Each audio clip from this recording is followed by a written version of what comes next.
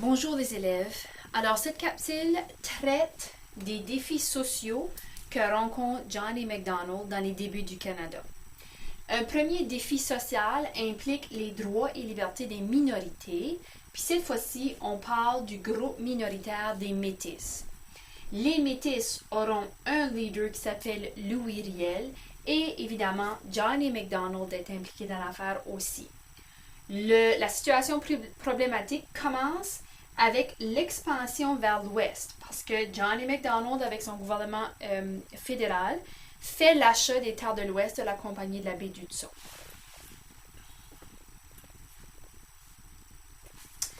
Alors, les Métis, ce sont qui? Ce sont des gens qu'on appelle de sang mêlé, avec un parent blanc, un parent amérindien. C'est ça qu'on veut dire par le mot métis. Les Métis du Canada sont majoritairement francophones et catholiques. Alors, ces gens-là, en grande majorité, habitent le long de la rivière Rouge au Manitoba. Alors, parce que le gouvernement fédéral a fait l'achat des terres de l'Ouest, donc du Manitoba, le gouvernement fédéral envoie des arpenteurs. Alors, des arpenteurs, c'est des gens qui mesurent les terres. Les arpenteurs arrivent le long de la rivière Rouge et se mettent à mesurer les terres dans le but de diviser les terres. Ça crée un grand mécontentement chez les Métis parce qu'eux autres se demandent pourquoi le gouvernement fédéral mesure les terres quand eux sont déjà installés sur ces terres-là. Alors, ils sont très inquiets.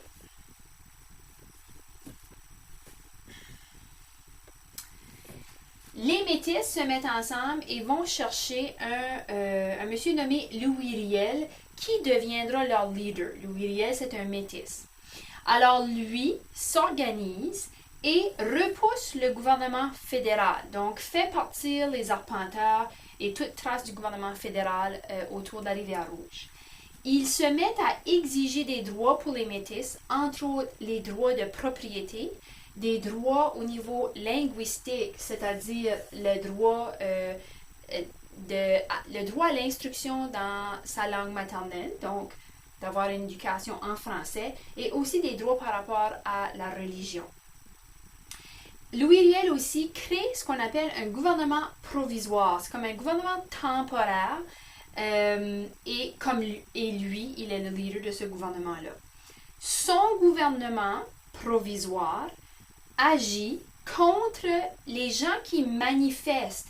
Parce que ce n'est pas tous des Métis qui habitent le long de la rivière Rouge. Il y a également des anglophones protestants qui, eux, n'apprécient pas les actions de Louis Riel et les Métis. Donc, lui, il agit contre ce groupe-là.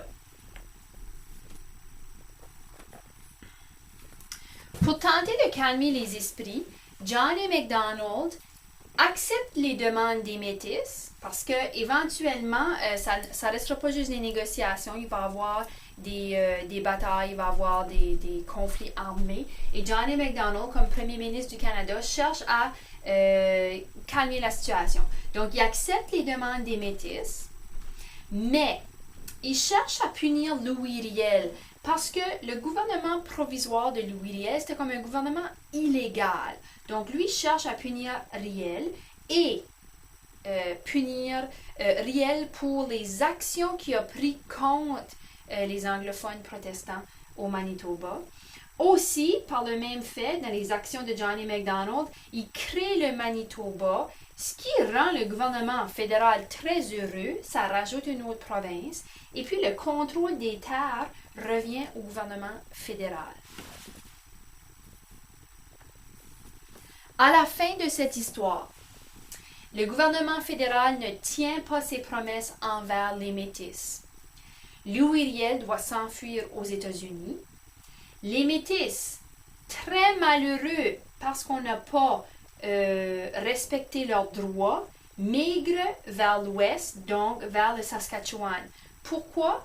Pour éviter la vague de colons blancs qui arrivent de l'Ontario et qui viennent s'installer au Manitoba.